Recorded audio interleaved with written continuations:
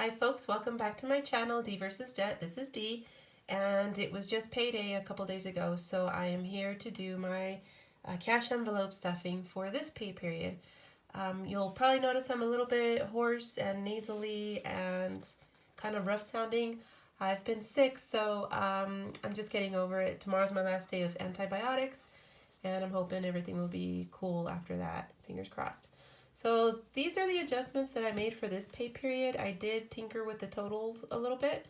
So for my fun money, I'm giving myself $40, so that means it works out to $20 a week with that.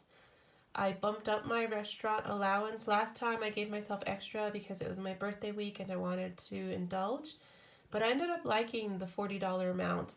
That works out to $20 a week, and to put things in perspective, before I got really strict with my budget at the beginning of this year, I had gotten into the habit where I, stopped to get a drink at Starbucks on the way to school and Burger King on the way home. So I was easily spending $20 a day. So when I went from $20 a day to $20 a pay period, every 14 days, it was a bit of a shock. It was kind of rough. So I think $20 a week is pretty fair. I think I'll still be saving a lot of money, but still not feeling deprived. I kept my $20 classroom allowance the same. I didn't change that. And for this time, I just need to stock up on things for the classroom, like index cards and, little things like that. Nothing major. And like snacks, as always. I'm always having to buy snacks. $40, I bumped that up for my gift and donation category. I mentioned last time that I noticed that someone's always having a birthday, and that really is the case. It's like always someone's birthday every week. But I also noticed I had been under the assumption that the time for fundraisers was in the fall. That's when it would be the busiest. But I guess it's in the spring as well, because honestly, lately, a bunch of my students and people I know have been hitting me up for their fundraisers. They're selling bars of chocolate, they're selling Krispy Kreme donuts, they're selling Girl Scout cookies. I mean, just all sorts of things going on. And I like to help out, and I don't want to be a jerk and, turn my students away who are trying to fundraise. So I'm going to go ahead and bump it up then to a $20 a week allowance per pay period. And then for my pets, I also bumped that up as well to $60.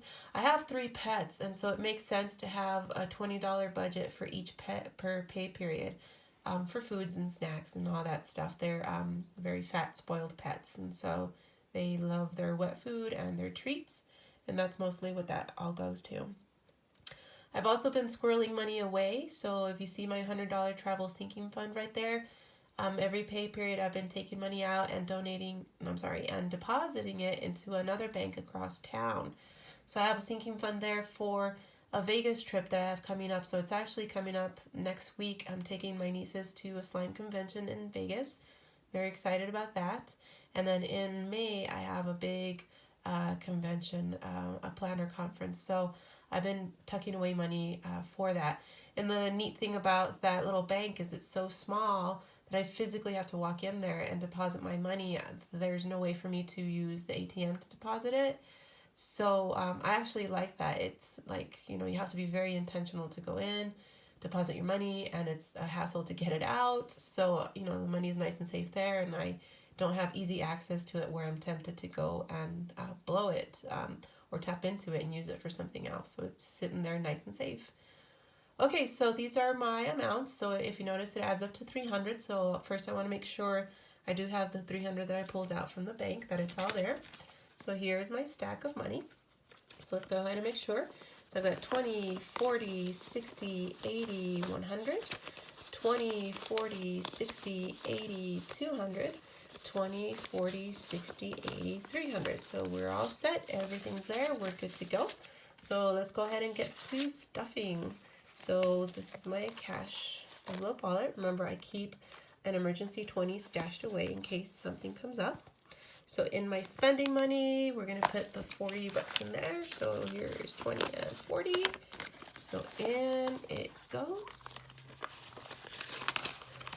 Restaurant is another 40. So there's 20 and 40 for that. And you'll notice in there, I actually have $7 left. So out of the 40 I had last time, I spent 33, and I'm gonna go ahead and keep those there because I plan to stock up. My friends own a keto bakery in town, make all sorts of keto, bagels and treats and things like that. So I'm gonna stock up on that. So that's pretty much, I think, where all the money's gonna go. Classroom is 20, so here is my 20. In it goes. Gift, and I need to change it from miscellaneous to donation. So gift and donation is 40. So here's 20, 40. Into the pocket it goes. And again, for my fatty spoiled pets, I get 60, 20 for each pet. So 2, 4, 6. There is my 60. I think I forgot to mention last time how much I love this little elastic clip that keeps everything safe and secure. And I'm struggling, there we go. And so it stretches out, like if I were to have this full of money, because it's an elastic band, it stretches out. So I really like that. So there's my regular cash wallet stuffed. And now in my old one, the original one I used to have, that's where my sinking fund money is going to go for my travel. So 2, 4, 6, 8, 10. That goes into here. And this will get taken to that bank and deposited. So I'm hoping to do that Monday, since right now it's a Saturday and it's obviously closed. So there goes that, and now it's nice and safe and secure. So again, one last look at my list. I'm pretty comfortable with the numbers. I like that everything's a nice round even number. It's easy to pull out the cash for it. I don't like fiddling around with ones and fives and tens and all that. I just like going up and asking for 20. So I'm feeling pretty good with how this is going to work out, and we'll see how it goes. So thank you so much for watching, and I'll see you next time.